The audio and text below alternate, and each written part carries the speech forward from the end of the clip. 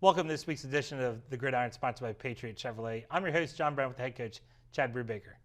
Springford lost another heartbreaker to Perkiomen Valley this past week, 7-6, coach. So I'm sure everybody out there watching, I know they read, but they want to hear it from you. Talk about the end of the game. Talk about going for two. We're going right to it. Yeah, we're getting right into it. We got the people's attention here at the beginning. Let's keep it going. So I know you read in the paper. People read the paper. You talked about it as a staff.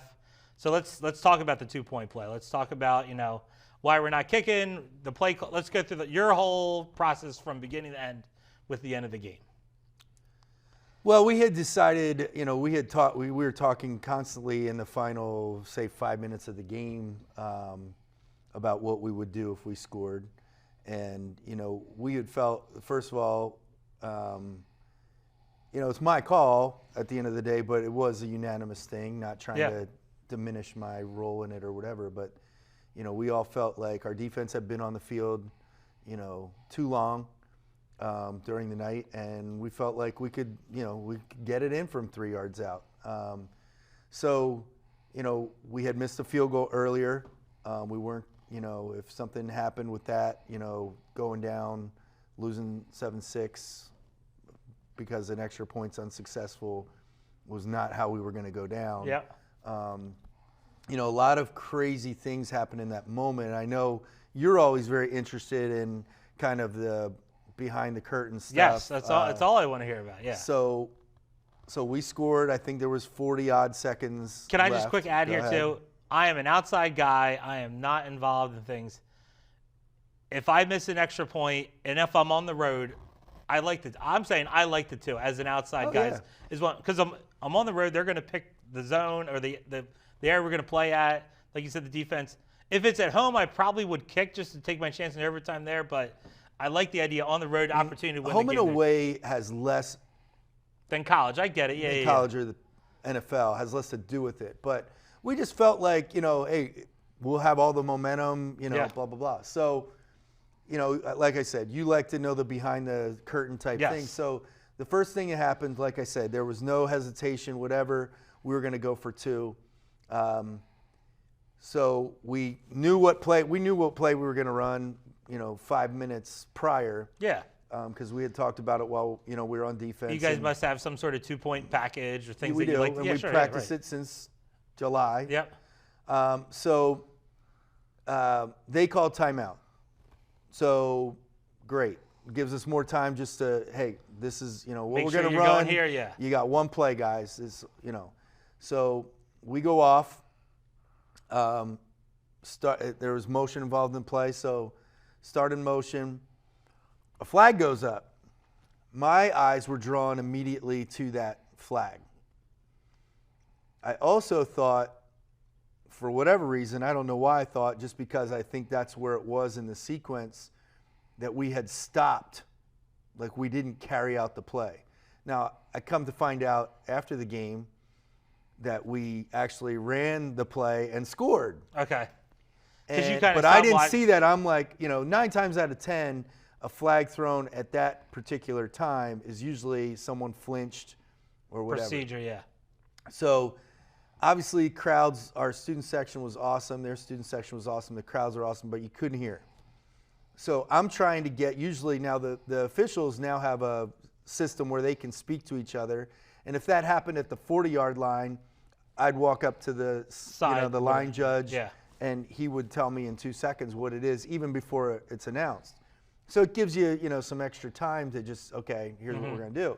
So obviously, at that moment, thinking that it was on us, we were going to kick the extra point. So, again, crowd noise, whatever. I didn't see the signal. I saw them walk off the yard and a half to half the distance, and I was like, oh. So some of our coaches were talking like, do we want to change the play? And I'm like, in my head, we didn't run it. We didn't get to that point. Let's just go with the play. Let's go with the play that we. So, had I known that, we probably would have switched the play. But the play clock had already started. And you're out of timeouts. Personnel were out of timeouts because we had used them to stop the clock while they were on offense. Yep. And so we run the play. Before we run the play, again, this I did not know on Friday, Coach Heist, and you can see it on film, Coach Heist is trying desperately to call timeout. Again. The ref can't hear. So he's all the way down at like the 5-yard line screaming timeout, timeout. And they don't give it. Now that had nothing to do with whether the play was successful or not. But it would have given us time to change personnel. Mm-hmm. And he doesn't get the timeout. You see him walk back towards the sideline. We run the play, don't get in, and he's just like, right. Glad I didn't call timeout. Right. It's like when you call timeout in hoops and the guy makes a 3, like, oh, good, they didn't hear me call it. Yeah, I got right. it. Yep. But, we executed the play very well when they called the penalty. We did not execute the play well from the 1.5. 30 seconds later. Yeah.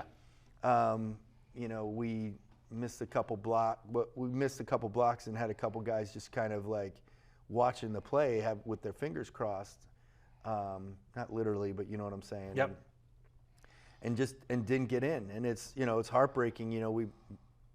We've had 5 games in the past 2 seasons that ended in the last minute. Yeah. A couple on defense, a couple on offense, and have not been successful. And we practice those moments. We practice those things in practice. We practice 2-minute drill. We had a successful 2-minute drill, but we practiced that 2-point play, and it's really, it's very difficult. It wasn't a good weekend at the Brubaker household. Sure. Because there's always the coulda, woulda, shoulda. Maybe we did have enough time to switch personnel and get a new play in, but there's just a million different things going on in those moments, and we had our kids were very emotional after the game. I said to them on Monday, I said, if you look at it, neither team deserved to win. Yeah, somebody had to win. Right. They made a ton of mistakes. We made a ton of mistakes. We didn't pick up a fumble in the open field that would have been a sure touchdown on a bad snap. We drove down. We started a couple drives inside the 40, didn't score. We missed a field goal. We shot ourselves in the foot a couple times by being in third and short situations, and then someone twitched and we backed up. Between the 30s, we were very good on Friday night. Inside the 30, we were not good, and there's things that contribute to that. Penalties, and also taking an 8-yard play instead of trying for a 15-yard play, that type of thing. But and missing a couple blocks. And we had some bad snaps too, which really didn't help our cause. But all in all, we were in that situation. We had a chance to win, and we just didn't get it done. And so, the pendulum's got to swing on that at some point. Yeah. I would think it would have already swung, but we have a good football team. We've lost to 3 quality teams, 2 of them basically in the final minute we had opportunities, and just didn't get it done. And so we have 3 weeks now to continue to get better and hopefully to make a run in the playoffs. And I think, there's a lot of parity in District 1. I don't think there's any team, 1 through 16, that really is unbeatable or off the charts good. I think there's a lot of parity. And so we have a lot of football left to play, and that's what we're gonna try to focus on going forward, and hopefully, make a run in playoffs. So 2 things as you were talking there. So you're still, you're in the district, you're in the 11th spot. You went out. The idea of getting a home game is going to be a lot tougher now. This situation here. It's going to be tougher, but there's a chance because a lot of the teams above us play each other. Depending on how that goes, there is a chance to get an 8 seed. But like you said, you maintain business. You're going to be in that field, that sort of thing. Now, the media portrayed as like a big defensive battle because of low scoring. But I think what you talked about, it was just a lot of miscues by both offenses. It was not like the defense were forcing.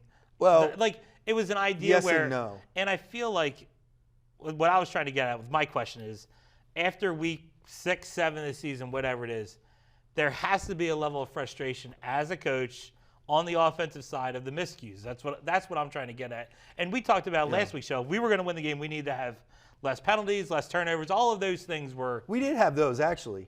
We didn't turn the ball over on offense. We turned the ball over on special teams, which again, but we did have less penalties. They were just awful timing. Yeah. And when you have a crowd like that, it's really hard to predict high school kids. I think we had 3 illegal procedure penalties. It's difficult to hear. It's not like we're going to. I mean, we practice with music anyway and make it difficult, but it's difficult. It's impossible to simulate it. You can't simulate it. But between the 30s, I felt we did a pretty good job. We had 2 drops, which we haven't had, 2 really big drops, and then there's a couple where you say, well, we could catch that, but we just didn't finish drives. Yeah. This comes for whatever reason. We didn't finish drives. We had good drives going. We ran the ball pretty well after the first quarter, and we had almost 300 yards of offense, but they were all between. It was all between the 30s. Right, so, and then they'd hunker in or whatever the case may be, and where we'd shoot ourselves in the foot, that sort of thing. At the idea at the. I mean, I'm frustrated by not finishing the drives. Sure, if we, in something like that, it's obviously very. It's much easier to look at through the lens of a W, look at those mistakes through the lens of a W than it is a loss. But, our kids played hard start to finish, and PV's kids played hard start to finish. And it was everything you would expect. We came out on the wrong side of it if we're sitting on this side of the table. But, it was just a hard-hitting, good high school football game. That was competitive, and maybe we make playoffs and get a chance to play them again. So before we do highlights here, let's talk, because we talked about this at the end of last season, the end of the district game last year. You've had some close calls. So what do you do as you within a staff, you as the head coach have to say, what do we need to do better at these end of game situations? Well, coming out of last year, we said, what do we got? So we practiced them. We practiced 2-minute drills. We practice situational football in practice. It's 3rd and 9 right now. All right, make a good decision. It's 2nd and 2. Make a good decision. We practice those. Just the moments haven't necessarily translated. And to be quite honest, the one earlier in the year, we made a play and it was ruled incomplete. Mm-hmm. And some of those things happen. Now you have to handle your business earlier so you don't get to that. But there have been a couple things where I would call it, luck or whatever that has just not been on our side. Like if Coach Heist calls that timeout, and I think we get into a different play from the 1.5 and a different formation. I think it's a different, but they didn't see it. Think about that. They were lucky. Yeah, we were unlucky. They jumped off sides and we scored. Yeah. And, so I didn't know that at the time. But, there's some things there's also outside factors that go into that. We had a pretty good drive started in the 3rd quarter and got called for a hold that we felt was, not the case, but it takes you out of that drive. It takes you out of that drive. Get you behind the 6. And yeah, exactly. So we've got to figure out ways to overcome those things. They're just, they are what they are, but we've not had in all the mistakes that we've made, all the great plays that we've made, we have also not had any fortune in those scenarios. 100% the takeaway from these past 2 seasons has been these all like none of them come in our favor at the end of the games. It is not. Sorry to be the reminder of that. It's not what I'm trying to do here in this endeavor. No, listen, it is what it is. I knew I'd be on the hot seat today. What are you talking I knew about? you put me on the hot seat, so I'm ready. Big J journalism, that sort of thing right here. That's the type of cards I got you. I'm dealing. All right, Coach. With all that being said, let's check out the offensive highlights from Springford, Perkiomen Valley. So this was early in the game. We had muffed a punt, and then they punted it down to the 1. All right, we tried to get out of there, and Mason Scott does a great job catching that ball on the sidelines. Matt put it just where only he could get it, and that got us out and kind of changed the field position for us early in that game. But that was only our second play of offense in the first quarter. So, this was a nice play. We utilized Matt Zollers as a runner a little bit here, told him to get out of bounds at the end of this play. But good blocking up front. It's Owen Norman and Mike Scalia getting him out in front and getting out in front of him, and Matt doing a good job for a 25-plus yard gain. And here he is again, same thing. On this one, he gets some blocks downfield. And again, Matt run out of bounds. No big deal, right? It's exactly the same play that we ran previously, but he does a good job of cutting back and then getting down the field. So. And as you say, as a staff, you're having success with the quarterback running. Why wouldn't you run that for your 2-pointer? Too. This was in the final drive, Matt to Zach, and Zach does a great job not only catching the ball. Matt puts it on the money. But Zach gets extra yards and then gets out of bounds and really sets us up to make a run at the end of the game. So, and then of course this is the last offensive play. All right, we run a little, we fake like we're going to run it out and then get right up the seam. Bilal Abdulrahman did a nice job of that. People were saying it's broken coverage. It wasn't really broken coverage. He just everybody made a nice bit on move the hitch or whatever. Yeah. Too, yeah. So that got us to the goal line, and all that stuff happened in a matter of a minute. And like you said, you've seen success with the 2-point play. You'd run, like you said, you had success in the game with running the quarterback. Yeah. In your mind, this should be a successful opportunity. Like you put yourself in a position where you felt comfortable with everything. It was just the antics is the wrong word, but the transpiring at the end of the game just kind of listen, the play we ran. Ultimately, and like I said, we kind of ran it twice. If we just execute the play, we're good. Yeah. I would call that play, 100 more times, and I think if we'd score on 90+% of them, right. Is to get 3 yards. We're given different looks, and we just they made a better play. How about that? Yeah, they made a better play. Sometimes you tip your cap to your opponent. Good job. Sometimes you have to do that. All right, Coach. Well, we got to talk some defense here, all right? Yep. Great first segment here. Hopefully you guys stick with us here. The second segment, we'll be back with the defensive highlights from Springford, Perkiomen Valley.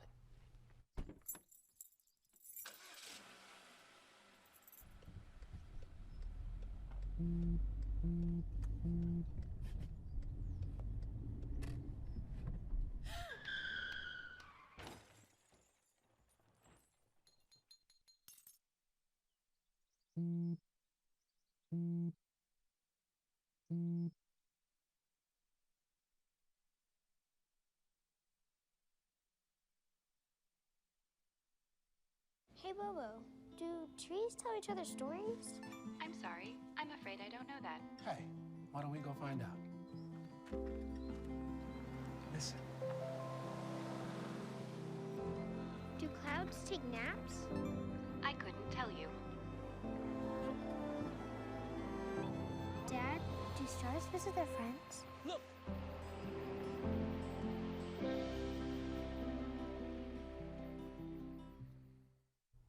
Welcome back to the Gridiron, sponsored by Patriot Chevrolet. I'm your host, John Brown, with head coach Chad Brubaker. All right, Coach, before we talk defense for that game, like you said, only gave up 7 to Perkiomen Valley. It's announcement time, big week for you guys here and your seniors as you guys host Methacton coming in this week, right? Yeah, it's senior night for all of our seniors, and so that's a special night for them. The parents get to greet them out in the field pregame, not at the beginning of the game. But obviously that's special, and it's a little bit of a signifier that, hey guys, it's winding down here. Yeah. We gotta do what we can to keep this rolling. So we got senior night, and then we got the Spirit Week and the Homecoming Week here, and then you got a crossover game. And the crossover games are all at the Liberty Smaller division. What are we, Frontier or Liberty? We're Liberty, they're Frontier. The Frontier school will host the crossover games this year. Correct. Okay. And so those we got anything else? Districts we said we're We'll still in districts right now. It's 11. Yeah. I think Owen Jay's in the field. If it Yeah. ended today, 3 of the Yeah. pack are in the, and Methacton, who's fallen down to 5, they would be in the 5A draw right now too. I think. I'm not sure about that, but probably 4 and 3 they would be. Yeah. So I think so. You got the other thing that we'll do next time on the Gridiron is announce the class of 2022 Wall of Fame induction for Homecoming Week. Yes. All right, so that's We'll next announce week. that. Make sure you stay tuned for that one. Yeah. For next week. All right, so let's get here. Let's talk defense here. Kind of like the discussion I think we said when we talked to the Mannheim game. Yay, we're going to hold this team to 7 here tonight. Feel good about your chances, right? Yeah. Yeah, I mean, our defense did a great job. They had a huge blunder at the beginning where the quarterback wasn't ready and they snapped the ball and it was launched. Yeah. And we had an opportunity to pick that up and kind of whiffed on it. But we made plays throughout the night. We caused a couple fumbles, recovered a couple fumbles, and our kids did a great job of tackling.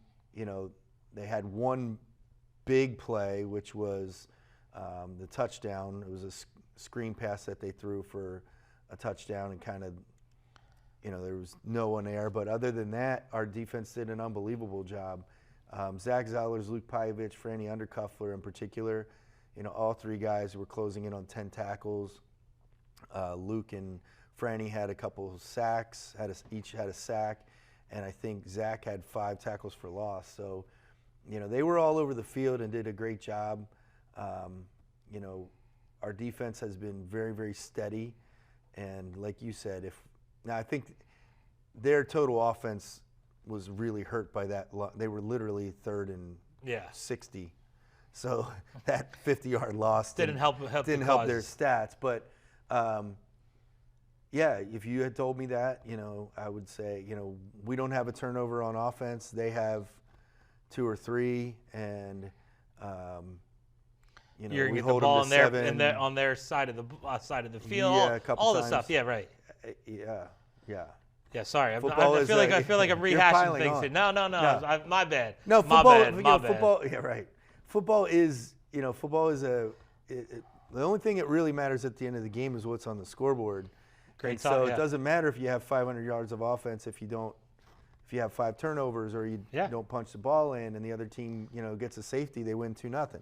So, there's a lot of factors. It's funny how you say that there, and you can relate that to so many different sports. Like I say, you got to draw pictures on a scorecard, you write down a number. Nobody cares how you made 4 or 5 in a basketball game. As Nobody a golf cares. reference. Golf reference. Basketball. Nobody cares how you're putting the, you know what I mean? Like if you shoot. Well, it's like in baseball. You can shoot 25% of it for the game. If you win the game, that's all. That's. If you look in the box scores, every hit's a line drive, right? Yeah, right. And that's not the case. Sometimes there's bunt singles. Yeah. Sometimes there's bloop hits. Plenty of ways to win and lose.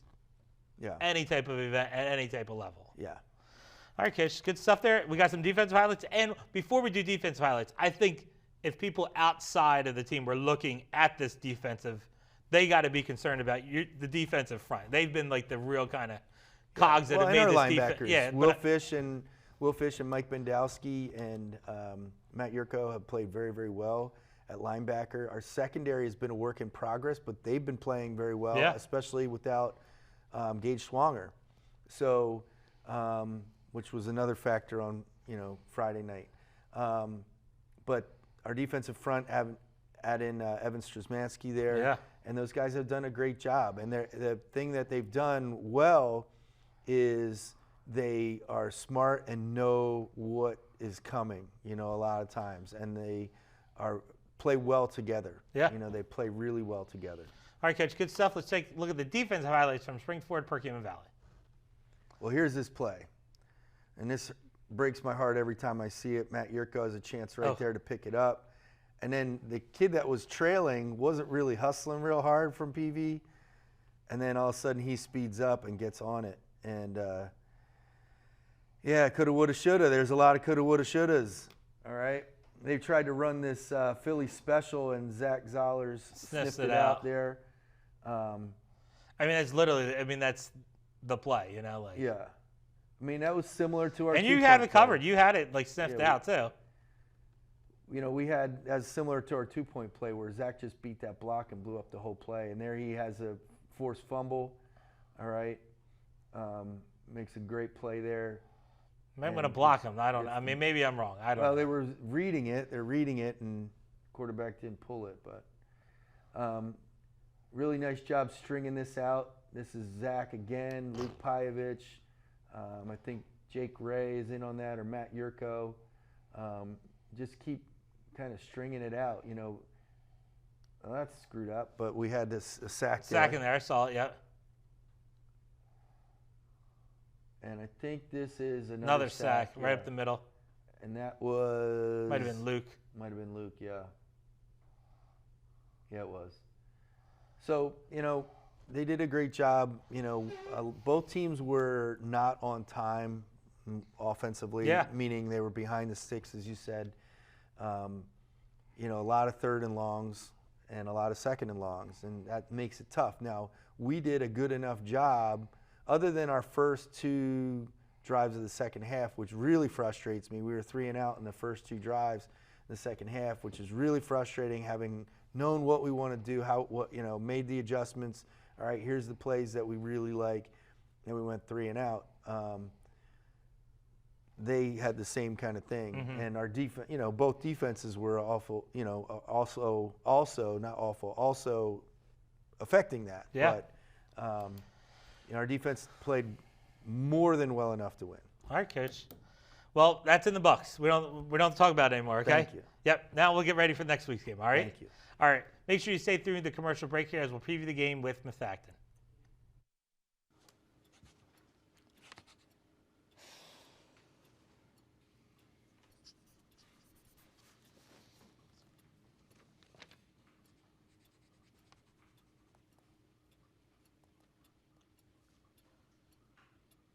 If you love them enough to relearn math so you can teach them math, then surely you'll check nhtsa.gov/the-right-seat to make sure they're correctly buckled in the back seat.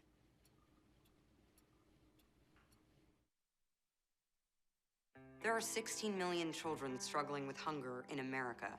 That's 1 in 5 daughters, sons, neighbors, and classmates who don't know where their next meal is coming from. Yet billions of pounds of good food go to waste every year. It's time we do something about it. Feeding America is a nationwide network of food banks that helps provide meals to millions of kids and families in need. Visit feedingamerica.org to help them feed even more. Together, we can solve hunger. Together, we're feeding America. Welcome back to the Gridiron, sponsored by Patriot Chevrolet. I'm your host, John Brown, with the head coach, as always, Chad Brubaker. All right, Coach, you're going to bring in the Methacton Warriors here. They're going to make the trip down from Fairview Village, I say they would call. That's the town where the school's at. And like you said, they've fallen down in classification this year. They're a 5A school for them. And we checked it out over the break. They would be in the playoffs right now if the 5A playoffs started. So once again, another team that's got their eyes on postseason football as well. And they're coming off a huge win. 2 weeks ago, they got smoked by PV, but then they bounced back to them, their staff, and they find a way to get it done against Boyertown, 10-7. Yeah, so, you know, it does really hurt us that they're down to 5A. That's 20 points towards how that works is you play a 6A team, you get 140. You play a 5A team, you get 120, plus 10 points for every win. Yeah. So it does help us that they've got 4 wins, you know, because they got some non-league wins, which is it's 50-50 in the league. So they got some non-league wins. But 5A kind of knocks it down a little bit. But they are – it's interesting finding their way offensively. Like they do a bunch of different things. They have some elements of multiple different kinds of offenses, and they kind of, you know, go with what is what's working that night. Or what they So- feel they can match up well and do well Right. against an exploited team, that sort of Right. thing. Yeah, they're kind of Yeah. like they have little bits and pieces of everything, and like, hey, we think this works against Team X, Yeah. this works against Team Y. Let's try and do that too. So, Right. and I'm sure you'll talk about that here when we do the offensive highlights. Sure. Right? All right, let's take a look at Methacton on offense. So this is against Boyertown last Friday night. You know, they run a little like wing T toss there. Probably should have been stopped, but for whatever reason, Boyertown kind of overruns it a little bit, I think, and it's a big play. Here Another they are toss. doing it again. Again, there were 3 guys there. 2 of them were unblocked, and he just runs through them. So that's something. Toss again. Yeah, this is from a different formation, though. That's from a T formation. All right. They did fumble, but they recovered it at the end. You know, they're just in a wing tight with, you know, an I formation running off tackle. Makes the guy miss. And then the corner, I don't know what that was, but whiffs on it. And I think. Toss. There you go. I think they gave it to him, the touchdown that they scored. So Toss in the package. toss. Looks like a lot of toss. A lot of toss in the. That was their best plays. Those were their most successful plays on Friday night. So that's what I put in, buddy. All right. You know what Yeah, I mean? listen, toss. If I was, maybe I'll throw in the halfback toss this week too. I'm a big Yeah. halfback toss guy. What, halfback toss pass, you mean? Halfback toss Halfback pass. pass. Yeah. Yeah, I want him to throw the ball then too. Okay. Right? Cool. You like that? Not against us. Okay. So we'll have to keep an eye out for it. Maybe we'll run. We don't have to. We've never run a toss, have we? Or like a little mini toss to the side. We've done that. Not like a. Yeah, like you Our know, formations for like kind of script how we're gonna. No, not really. So like, it's a good. Should we save that, or do you want to address it now? Yeah, no. Let's get into it here. People, I mean, this show, people. So what I feel people are hooked into this show Yeah, at this right. stage of the game. So what we try to do defensively is if like we play Governor Mifflin at the beginning of the year, right? Yep. So they run triple option. So they fake the dive or Yeah. the midline, they come down the line and pitch. What we want to do defensively is we want to turn that into toss right now. So we want to bring the defensive end down, force that pitch as soon as possible, and essentially turn it into toss, and now we just run it down. So flipping that over on the offensive side, I think running, you know, never been a huge toss guy because I think it just declares right now. Right. Here's You know where what it's I mean? going. Yeah. Here's where it's going. So, you know, you got to make. There have been times where we didn't feel we had a great blocking tight end, and you need a good blocking tight end on that. I think we're going to be there in the next few years with Ryan and some other guys that are in the system here. But I just always have felt like it's like, well, here it is. Yeah. You know. See, I learned something here today. I appreciate that. And right now, our backs are not those types of backs. Yeah, either. you need a certain type of guy Yeah. too. Yeah. Personnel guy. Yeah. All right, Coach. What are you going to see from Methacton defensively? For the most part, they play a 4-2-5, so they're even front, but they have mixed in, for whatever reason, they ran a 3-3 against PV, so, like, you know, maybe they'll run a 4-3 against us because that's what we do. But, no, just I think they want to be a 4-2-5. I think their 3-3s are change up just if a team's spreading them out a little bit more.